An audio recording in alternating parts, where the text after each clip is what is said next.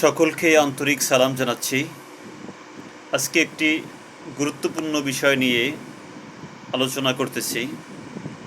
সূরা আন-নাবার একটি আয়াত, অখলাকনাকুম আজওয়াজা, আমি তোমাদেরকে জোড়ায় জোড়ায় সৃষ্টি করেছি। সব আয়াতে এরকম করেই অনেক আয়াতে অনুবাদ করা হয়েছে, তোমাদেরকে জোড়ায় জোড়ায় সৃষ্টি করেছি। বিষয়টি খুব সহজ বিষয়, সিম্পল, কিন্তু আমাদের সমাজে অনেকে বলে যে জোড়ায় জোড়ায় যেহেতু সৃষ্টি করেছেন, তাহলে তো অনেক পুরুষ রয়েছে যারা কোনোদিন বিবাহ করেননি, তাহলে তাদের জোড়া কোথায়? এটা একটা। আরেকটা বিষয় হলো যে অনেক নারী রয়েছে যাদের বিবাহ হয়নি, এটা একটা। তাহলে বিষয়টা কি?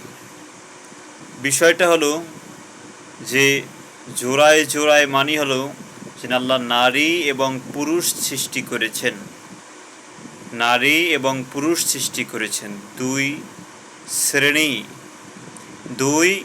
শ্রেণী, ঠিক আছে।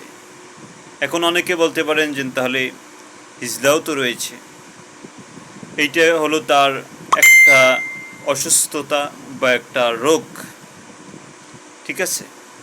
এখন বিষয় হলো যে এই যে জোড়ায় জোড়ায় সৃষ্টি, এই নারী এবং পুরুষের মাধ্যমে তারপরে আল্লাহ তাআলা পৃথিবীতে মানুষ পাঠিয়েছেন। নারী এবং পুরুষের মাধ্যমে, দুইটি জোড়ার মাধ্যমে আল্লাহ তাআলা পৃথিবীতে মানুষ পাঠিয়েছেন, বা পৃথিবীতে সেই নিয়ম চলতেছে। এটা মানুষের ক্ষেত্রে হোক, পশু প্রাণীর ক্ষেত্রে হোক, তারপরে ফসল ফলের বিষয় হোক, এটা আমরা অনেক সময় দেখে থাকি, ঠিক আছে। অতএব এইভাবে যদি আমরা চিন্তা করি তাহলে বিষয়টা কিন্তু একেবারে সহজ। আর ওইভাবে যদি চিন্তা করি যে পুরুষের জন্য নারী সৃষ্টিই করেছেন, তাহলে বিষয়টা একটু খটকা লাগে, ঠিক আছে। এটি হলো আমার মোটামুটি চিন্তা, যে আল্লাহ তাআলা দুইটা জোড়া থেকে দুইটা জোড়া কি এক জোড়া থেকে এই পুরুষ এবং মহিলা থেকে তারপরে সৃষ্টি করেছেন। এটা হলো আমার মোটামুটি চিন্তা। এখন আপনারা এটা নিয়ে আরও বেশি বেশি একটু তথ্য দেবেন এবং সহযোগিতা করতে পারেন যে ঠিক আছে কিনা। আজওয়াজা ওয়াখালাকনাকুম আজওয়াজা, সূরা আন-নাবা। আরও বহু আয়াতে আছে, যেমন সূরা নিসার ভিতরে আছে ইয়া আইয়ুহান্নাসু তাকু রাব্বাকুমুল্লাযী খালাকাকুম, এইখানেও বলছে যে তোমাদেরকে আজওয়াজ থেকে তারপরে পাঠানো হয়েছে। এটা হলো মোটামুটি চিন্তা গবেষণা। আল্লাহ তাআলা আমাদেরকে সঠিক বুঝ দান করুক। সকলকে আন্তরিক সালাম।